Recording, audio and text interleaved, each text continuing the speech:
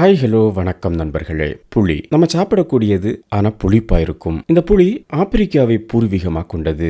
Asia முழுவதும் வளருது. உலகம் முழுவதும் புளி உணவுகள்ல பயன்படுத்தப்படுது. பாரம்பரிய மருத்துவத்திலையும் புளி பயன்படுத்தப்படுது. 2006ஆம் ஆண்டு நிலவரப்படி புளிய அதிக அளவுல உற்பத்தி செய்யக்கூடிய நாடா இந்தியா இருக்கு. பச்சை புளியில 63% கார்போஹைட்ரேட், 31% தண்ணீர், 3% புரதம், 1% கொழுப்பு காணப்படுது. 100 கிராம் புளியில 240 கலோரிகள் கிடைக்குது. இதுல தியாமின் மற்றும் உணவு கனிமங்கள் அதிகமா காணப்படுது. மெக்னீசியம் 22%, பொட்டாசியம் 21% உள்ளது. புளியில அதிக அளவு ஆன்டி ஆக்சிடென்ட் காணப்படுது. இதுல ஏராளமான பைட்டோ நியூட்ரியன்கள் நிறைந்து காணப்படுது. இது சக்தி வாய்ந்த ஆன்டி ஆக்சிடென்டா செயல்படுது. உடலின் இயற்கையான நோய் எதிர்ப்பு பாதுகாப்பு அமைப்புகளின் செயல்திறனை மேம்படுத்துது. புளியில புற்றுநோய் எதிர்ப்பு பண்புகள் காணப்படுது.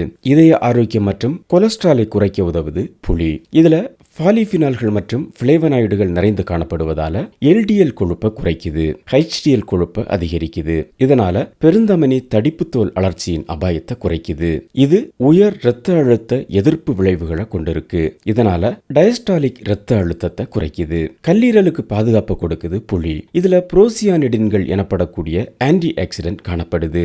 இது கல்லீரல் ஏற்படக்கூடிய ஃப்ரீ ரேடிக்கல் சேதத்தை குறைக்குது. புளி நுண்ணுயிர் எதிர்ப்பியாக இருந்து வருது. இதுல இருக்கக்கூடிய லுபியோல் எனப்படும் ஒரு கலவை பாக்டீரியா எதிர்ப்பு பண்பை கொண்டிருக்கு. புளி அழற்சி எதிர்ப்பு பண்புகளை கொண்டிருப்பதால நீரிழிவு நோய் இருப்பவர்களுக்கு இரத்த சர்க்கரை அளவை கட்டுப்படுத்துது. புளியில மியூசிலேஜ், பெக்டின், அர்பினோஸ் ஆகிய நார்ச்சத்துக்கள் ஜீரண ஆற்றலை மேம்படுத்தவும் குடல்ல ஆரோக்கியமான பாக்டீரியாக்களை உற்பத்தி செய்யவும் உதவுது. குறிப்பா மலச்சிக்கல் பிரச்சனையை தீர்க்குது. புளியில இருக்கக்கூடிய மிக முக்கியமான அமிலம் டார்டாரிக் அமிலம். இது நம்ம சாப்பிடக்கூடிய காய்கறிகள் மற்றும் பிற உணவுகள்ல உள்ள இரும்பு சத்தை உறிஞ்ச உதவி செய்யுது.